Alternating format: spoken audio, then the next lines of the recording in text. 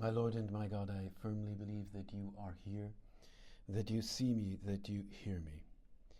I adore you with profound reverence. I ask your pardon for my sins and the grace to make this time of prayer fruitful. My Immaculate Mother, Saint Joseph, my Father and Lord, my guardian angel, intercede for me. Today's Gospel tells us about a worrisome scene when the apostles are rather upset because they are together in the boat, but they don't have enough bread for all of them together. Somebody forgot to bring these provisions. So they're all staring at one little loaf of bread, all 12 of them, plus Jesus to the side. That's the setting.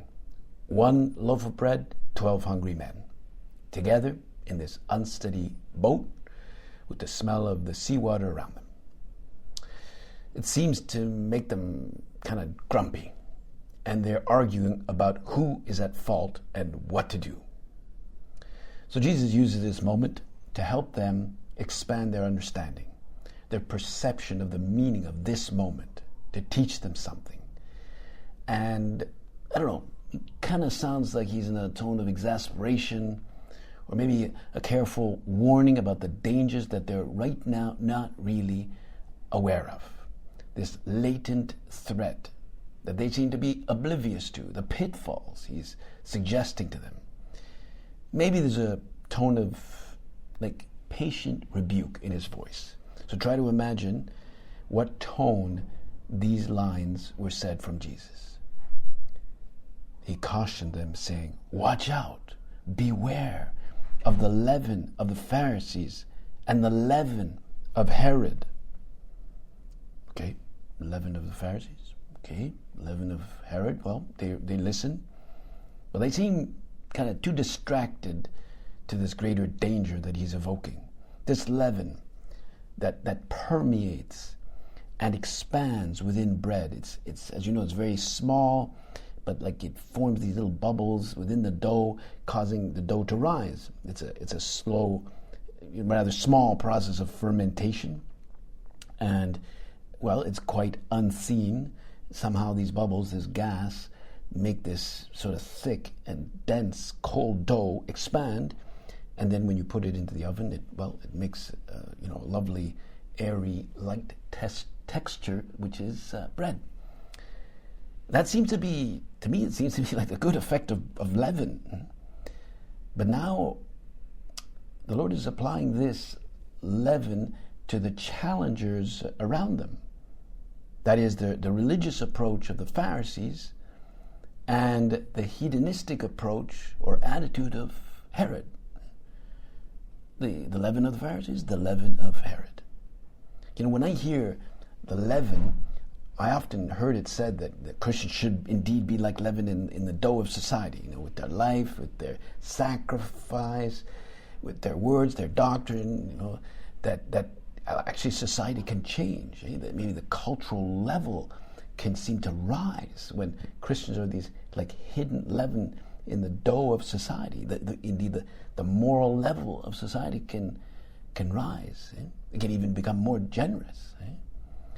Especially with those that have really a deep sense of purpose to their lives, to their work. They're dedicated to their families. It's as though it could turn the leaven could turn cold, heartless society in beautiful, warm bread. But now the Lord knows He's talking about a leaven that is not good. It's the leaven of the Pharisees and the leaven of Herod.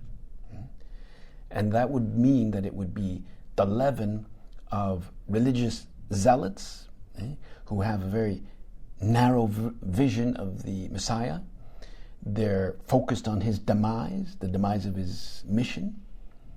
And the leaven of Herod, which is, he was used to a kind of hedonistic and rather violent environment. He's totally obsessed with his own power, his sensuality.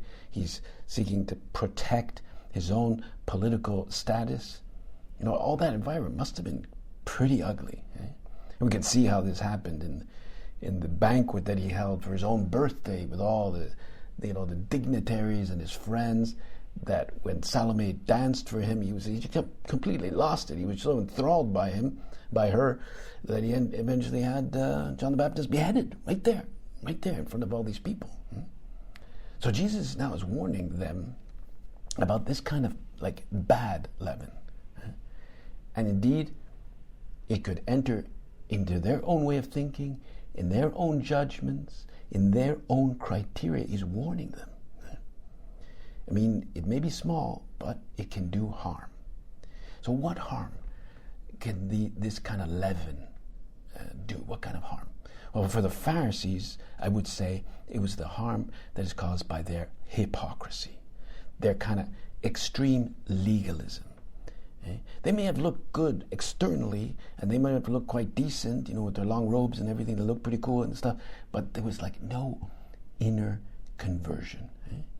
And they had added all these insidious details about how to live the law.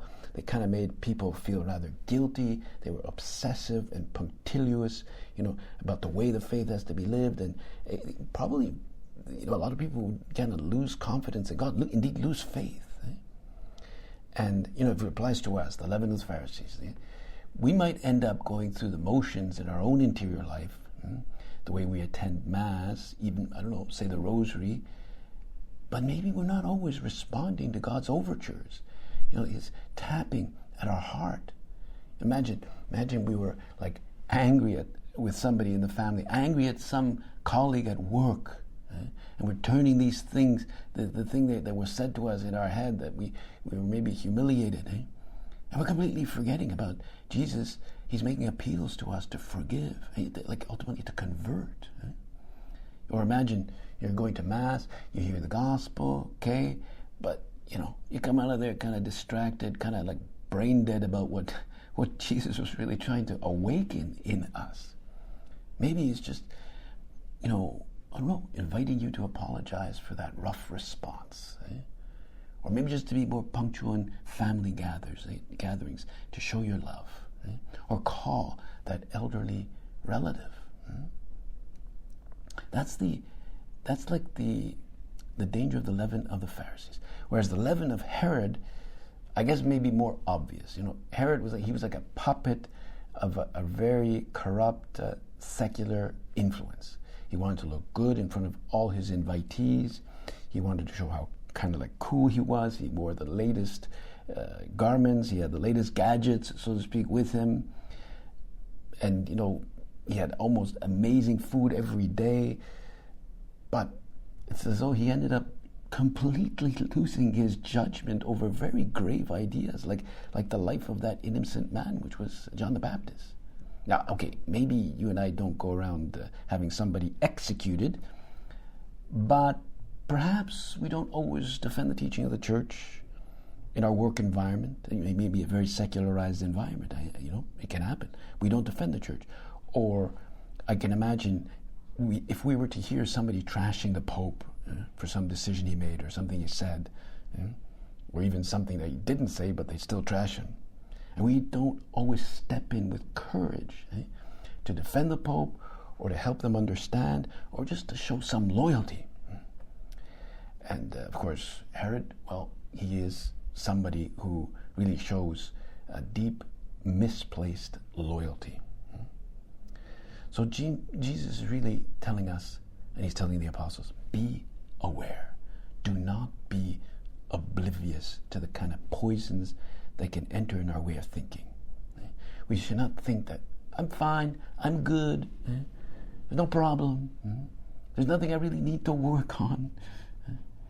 Yes, Lord, Jesus, we do love you, but does it really show in my words, in my use of time, in my presence in the working world? Does it really show that I am the good leaven that will raise the tone around me? Maybe the good humor at where I am at work, the tone in the family. I want to be the good leaven, not the leaven of the Pharisees or of Herod. Lord, help me truly to convert. I thank you, my God, for the good resolutions, affections, and inspirations you've communicated to me in this time of prayer. I ask your help to put them into effect. My Immaculate Mother, Saint Joseph, my Father and Lord, my guardian angel, intercede for me.